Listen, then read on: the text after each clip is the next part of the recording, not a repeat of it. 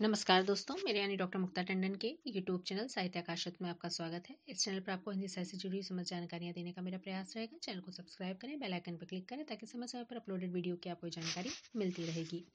आज हम बात करेंगे प्रयोजनमूलक लेखन के अंतर्गत आने वाले फीचर लेखन की। फीचर लेखन एक सर्जनात्मक प्रक्रिया है जिसमें किसी घटना का उल्लेख कथात्मक और मनोरंजनात्मक रूप से समाचार के एक समाचार विरहित सार के रूप में बहुत ही रमणीय भाव से किया जाता है, जो पाठकों को घटना की सूचना ही नहीं देता बल्कि उसके अंतःवृत्तों तक जाने या पहुंचने का मार्ग भी दिखाता है। यह पत्रकारिता जगत की एक नवीनतम विधा है। इसका अगर हम अंग्रेजी में अर्थ देखें तो फीचर शब्द का जो अर्थ ग्रहित होता है वो है आकृति, नक्शे, रेखा, लक्षण, विशेषता या व्यक्तित्व। तो समाचार पत्र में फीचर का अपना एक विशेष स्थान होता है। किसी भी समाचार पत्र के 4 प्रमुख अंग होते हैं: समाचार, फीचर, आलेख और चित्र, जिसमें से महत्वपूर्ण है आलेख, फीचर। फीचर का अर्थ स्पष्ट रूप से पत्रकारिता में प्रकाशित विशेष लेख से किया जाता है। इसे कुछ लोग प्रासंगिक लेख भी कहते हैं। हिंदी में कुछ एक विद्वान फीचर शब्द के लिए रूपक शब्द का भी प्रयोग करते हैं, लेकिन यथावत रूप में इसे फीचर कहना ही तार्किक है और सही सिद्ध होता है। फीचर की परिभाषाएं अगर देखें तो जे सिडलर ने कहा है, कोई भी घटना जिसमें मनुष्य की रुचि हो समाचार है। लेकिन समाचार से हटकर या समाचार रहित होकर जब वो एक कथात्मक या काव्यात्मक रूप लेके पाठकों का मनोरंजन करती है तब वह फीचर कहलाती है। नील कॉम्पवेल ने भी कहा है कि फीचरीकरण या मानवीकरण गहन संवाहन या संचार का उपकरण या साधन है। पृथ्वीपाल सिंह के अनुसार फीचर किसी रोचक विषय का मनोरंजक शैली में एक विस्तृत विवेचन है। वहीं पीडी टंडन कहते हैं, फीचर एक प्रकार का गद्य गीत है जो नीरस, लंबा, गंभीर नहीं हो सकता, मनोरंजक और तड़कदार होना चाहिए, जिससे लोगों के दिल हिले, चित्त प्रसन्न हो तथा पढ़कर दिल में गम का दरिया भी बह सके। तो इससे आपको पता चल गया कि फीचर कैसा होता है। अब फीचर किसे कहते हैं आप समाचार पत्र में से कहाँ ढूंढेंगे? जब कोई विशेष ओकेजन या कोई त्योहार होता है या किसी प्रकार का कोई आतंकवादी घटना हो जाती है या किसी राजनेता का जन्मदिन है या कोई बहुत महत्वपूर्ण घटनाक्रम हुआ है, तब उसे अभिव्यक्त करने के लिए संपादकीय पृष्ठ के बगल में या फिर उसके बाद के पृष्ठ पर हमें उससे जुड़े हुए चित्र और चित्रों के नीचे की कथा प्राप्त होती है कि कहाँ से चित्र लिया गया है, किसने क्या कहा इत्यादि को बहुत ही चित्रात्मक ढंग से लिखा जाता है। जैसे कि आप समझ लीजिए कि कहीं कोई रेल दुर्घटना हो गई, अगले दिन आपको उसकी फोटोज मिलती हैं जिसमें समाचार पत्रों में देखने पर आपको ये लगता है कोई इंसान रो रहा है, उसकी फोटो खींची गई, सामान नहीं मिल रहा है तो उसे ढूंढते हुए लोगों की फोटो है, बदहवास लोगों की फोटो है और उसके नीचे उनकी अनकहे दर्द लिखे होते हैं जो हमको अपनी तरफ खींचते हैं।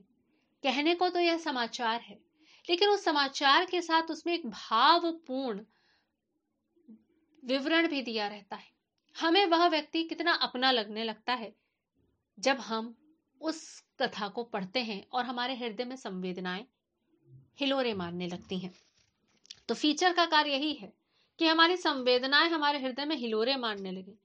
कोई भी समाचार या कोई भी सूचना हमको सिर्फ ऊपर ऊपर से एक संवेदनहीन तत्व ही ना दे, हमारे भीतर की संवेदना को वह जीवित भी रखे। फीचर को बहुत से लोग रूपक कहते हैं, लेकिन अगर रूपक की विशेषताएं आप देखेंगे तो वह बिल्कुल अलग है। क्योंकि फीचर आज की पत्रकारिता का पारिभाषिक शब्दावली है, तो उसे हम एक रूढ़िगत शब्द के साथ रख करके उसकी बराबरी नहीं कर सकते। रूपक रूपक होता है और फीचर फीचर। फीचर लेखक अपने फीचर की सर्जना करते समय पांडित्य का प्रदर्शन नहीं करता है, बल्कि पाठकों को ध्यान में रखते हुए ऐसे विचार बिंदु, शब्द योजना, जीवन के मानवीय प्रसंगों का चयन करता है जिससे मानवता का पक्ष, हार्दिकता या भावुकता संवेदनशील स्वरूप में सम्मुख आके खड़ी हो जाती है। पाठक की स्वीकृति भी उसमें होती है। बोझिल, आरोपित और कृत्रिम फीचर में यह तथ्य नहीं प्राप्त होते। फीचर लेखन का मुख्य उद्देश्य 3 है: ज्ञान संवर्धन, मार्गदर्शन और मनोरंजन। किसी भी समाचार पत्र में समाचार का जो सूचनात्मक पक्ष है वही प्रकाशित होता है, लेकिन फीचर नवाभास ही नहीं देता बल्कि उसकी परीक्षा और शल्य क्रिया भी कर डालता है।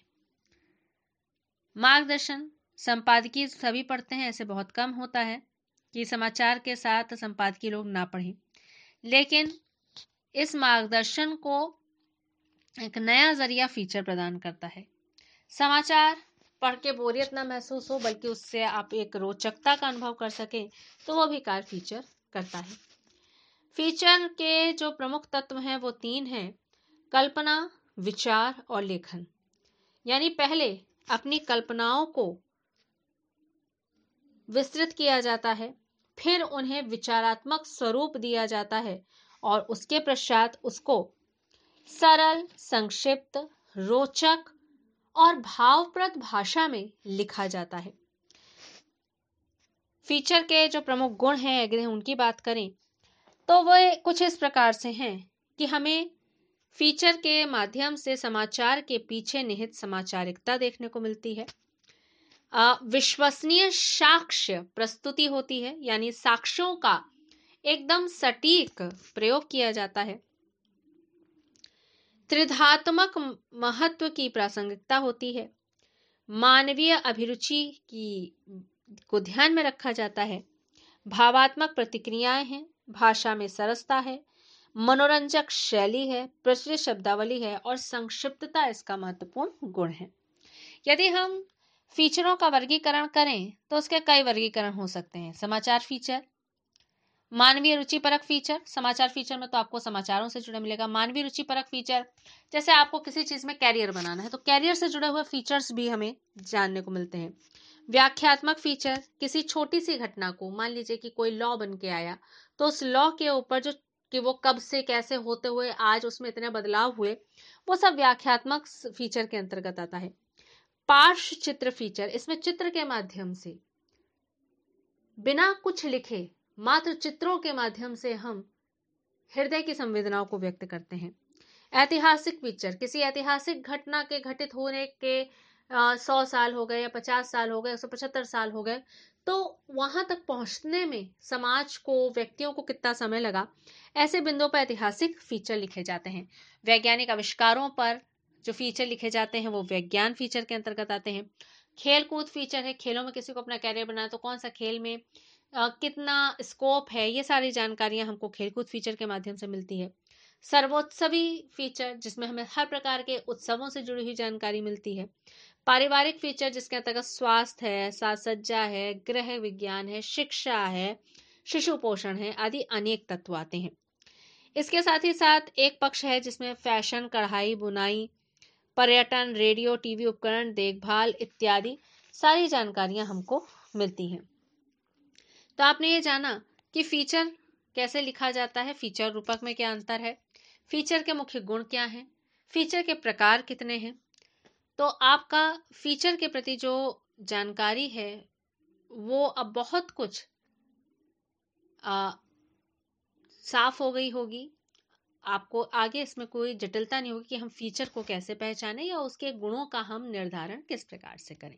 तो धन्यवाद।